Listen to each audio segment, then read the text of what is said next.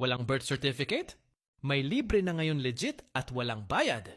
Ngayong 2025, patuloy ang programa ng Philippine Statistics Authority, PSA, na tinatawag na PhilSys Birth Registration Assistance Project or PBRAP. Layunin nito na matulungan ang mga Pilipinong walang birth certificate, lalo na ang mga taga-liblib na lugar, indigenous communities, at mahihirap na pamilya na marehistro sa civil registry ng libre.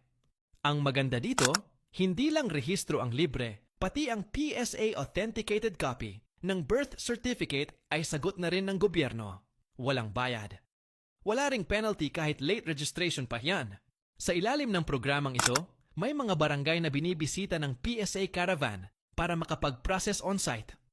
Kasama na rito ang data capture para sa National ID, PhilSys. Bakit importante ito?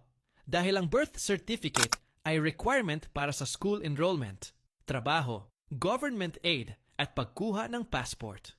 Kaya malaking tulong talaga ito para sa mga hindi pa nairehistro mula pagkabata. Kung wala ka pang birth certificate o may kilala kang wala nito, magpunta lang sa inyong munisipyo o barangay para itanong kung kabilang kayo sa priority list ng PBRAP ng PSA. I-share mo to it. Mato sa kabarangay mong walang birth certificate. Libre na. Legal pa, huwag nang palampasin. Follow Phil